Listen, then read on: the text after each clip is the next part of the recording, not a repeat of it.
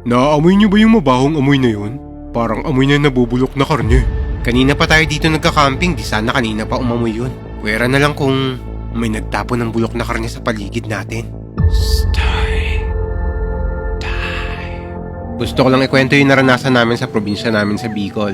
Nangyari ito noong April 2011. Summer break sa school namin noon. Kaya napagdesisyonan ng parents ko na magbakasyon kami sa probinsya namin, sa Catanduanes, Bicol. Hindi ko nasasabihin ng eksaktong lugar para na rin sa pribadong pagkakakilanlan ko. At para na rin hindi pagmulan ng takot ng mga tao to doon. Piyesta noon sa probinsya namin. Tapos yung lugar namin, parang baryo na tago. Kaya yung dadaanan papunta doon, halos liblib na. Yung tipong hindi mo aakalain na may baryo sa gitna ng bundok. Kaya nang makarating kami sa bahay, ay talagang tuwang-tuwa ako kasi sa wakas makakapagpahinga na rin. Lumipas ang mga araw, naging maayos naman ang lahat. Hanggang sa napagdesisyonan naming magpipinsan na mag-camping kami sa lupain ng isa sa mga tito namin. Pumayag naman kaming lahat, kaya naghanda na kami at nagligpit ng mga gamit. Tapos kanya-kanya kaming impake na dadalhin. Hindi namin sinabi sa mga magulang namin kung saan kami eksaktong pupunta dahil hindi kami papayagan ng mga yon. Sinabi lang namin na dyan lang sa malapit, tapos hiniram ng pinsan ko ang tricycle ng papa niya kasi yun yung magiging service namin papunta doon sa lupain ng tito namin.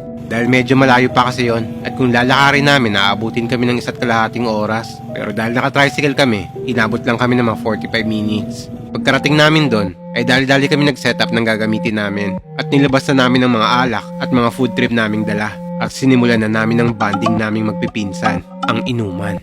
At hindi nagtagal, ay sinindihan na namin ang ipinagbabawal na dahon na dala namin para mas masarap ang food trip namin. Kaya hindi ko binigay yung pagkakakilanlan ko kasi meron kaming dala nito na ipinagbabawal na dahon o mas kilala na Mary Jane. Pero matagal na to, nagbago na kami ngayon. Hanggang ilang oras ang lumipas at sumapit na ang gabi. Pero tuloy pa rin kami sa pag-iinom hanggang sa naghalo-halo na ang mga amats namin. Sumapit ang 10:00 ng gabi at nag-iba ang ihip ng simoy ng hangin. Para bang may mabaho kaming naaamoy, para tong nabubulok na karne na hindi namin maintindihan. Noong una hindi namin to pinapansin hanggang sa di na nakatiis ang pinsan ko at nagtanong na yun ng, "Ano yung amoy na yun?" Dahil sa lasing at may amats na kami, sinabi na lang ng pinsan ko na, "Si Vincent yun, hindi kasi naligo."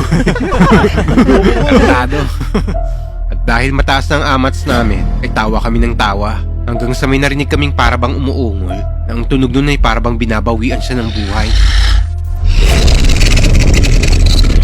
Nung marinig namin to, medyo nawala ng bahagya yung kalasingan namin. Dahil bigla kaming natakot, kasi kami lang yung tao sa gitna ng gubat na to. Kaya dali-dali kami nagtayuan sa kinauupuan namin at pumasok kami sa iisang tent. Buti na lang isang pinsan ko may dalang malaking tent. Kaya nagkasya kami doon. Nung nasa loob na kami ng tent, pinakikiramdaman namin ang paligid namin. Halos hindi namin alam ang gagawin namin ng mga oras na to. Kasi wala ni isa sa amin ng matapang na silipin yun. Kasi kakaiba talaga yung tunog na narinig namin. Nakakatakot yun. Hanggang lumipas ang ilang minuto na wala ang ingay. Pero naaamoy pa rin namin ang mabahong amoy na yun.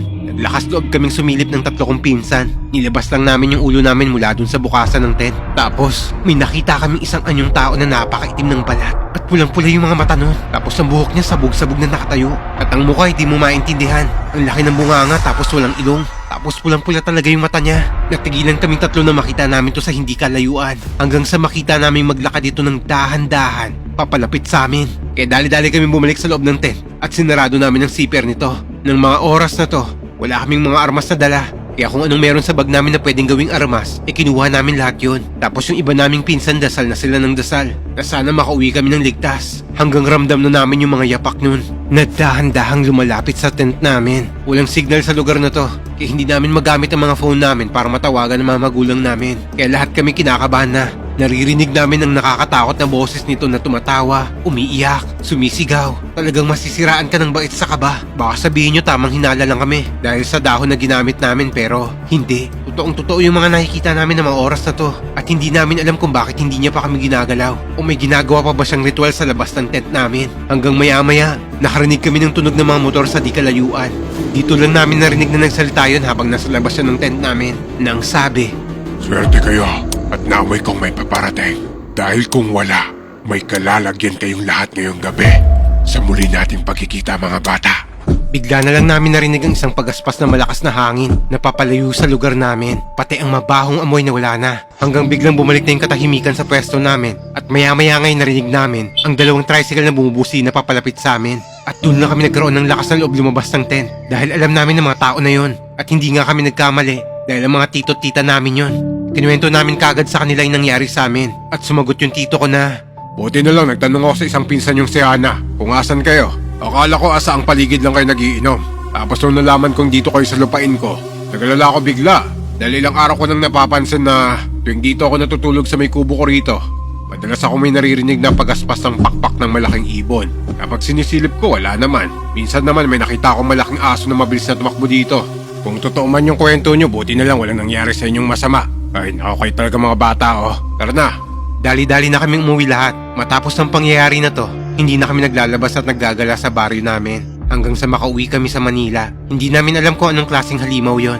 Pero sabi nila, aswang daw yon. Kaya mula nito, pag umuwi kami ng Bicol, hindi na kami pumupunta sa lugar na hindi namin kabisado. Dahil baka makaharap namin ulit yung halimaw na yon. At tuluyan niya na kaming gawing hapunan niya.